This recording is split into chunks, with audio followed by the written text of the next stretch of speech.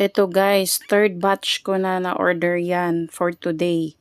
O diba? Ang sarap-sarap gumising sa umaga kahit maagang maaga. Basta meron kang extra income or meron kang sariling income na pumapasok sa'yo, diba? So, masarap talaga guys yung magsisipag ka araw-araw na kahit pagod ka, pero alam mo naman na may patutunguhan ang lahat.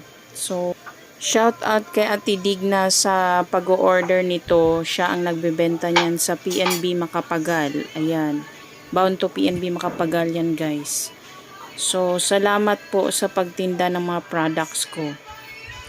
Tulungan lang tayo guys. Tutulungan ko kayo, tutulungan nyo rin ako. So, give and take lang talaga guys sa business. Sa business guys, kailangan mong mga kapital. Hindi pwedeng wala kang kapital.